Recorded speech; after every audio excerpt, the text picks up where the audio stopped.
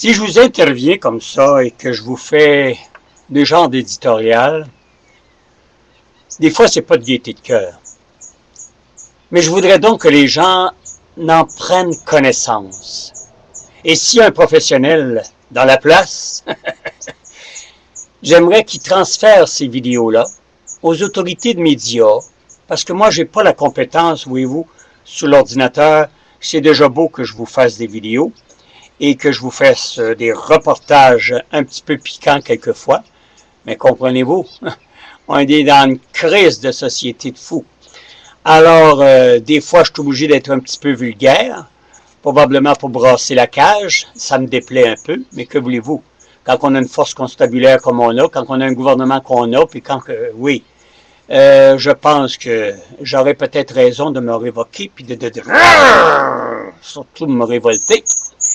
Mais si cette personne-là, je l'autorise, moi, je m'en fous de faire 6 mois de prison, je m'en fous d'avoir des mises en demeure ou quoi que ce soit, pour dire une vérité qui est vraie, mais que dans les chaumières, ça jase, mais ça n'ose pas parler, parce que probablement qu'il y a trop de gens qui n'ont pas de couilles.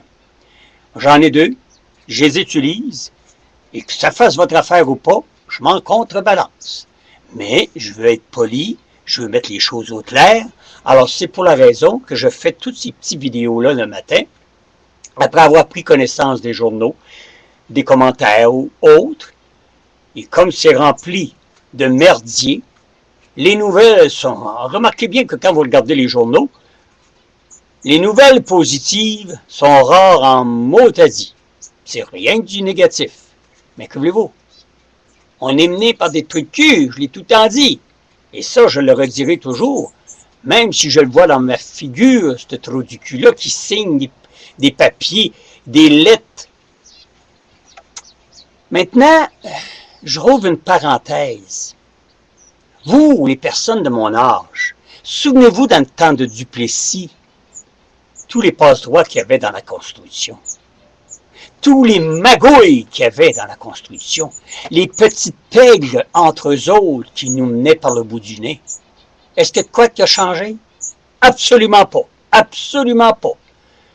Je nommerai pas l'Italien qui a un beau gros bateau puis qui a fait venir 3 ministres et puis 2 sous-ministres pour, évidemment, des pots de vin, et etc.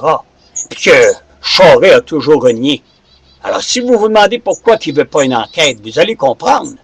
Mais regardez l'émission Enquête à Radio-Canada demain soir que j'ai visionnée avec des autorités que, en tout cas, moi j'ai des privilèges que d'autres n'ont peut-être pas. Et laissez-moi vous dire que même si les personnes avouent des choses à couvert, évidemment, parce qu'ils ne veulent pas être identifiés, sont véridiques, ils sont vrais. J'ai reconnu certains personnages, certaines personnes qui sont dans la construction depuis des années.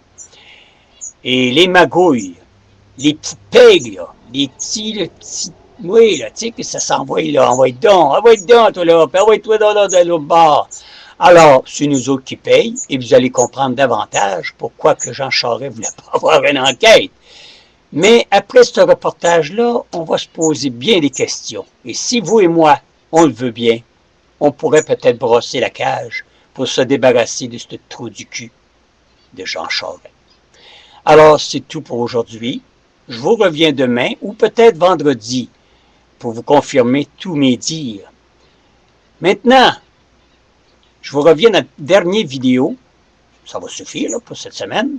Je vous reviens dans une dernière vidéo pour un cas vécu avec une grosse salope policière. Oui, une femme. Si on peut appeler ça une femme. Parce qu'avec tout ce qu'elle a à l'attacher après elle, on jure, reste un gros cul de jument. À tout à l'heure.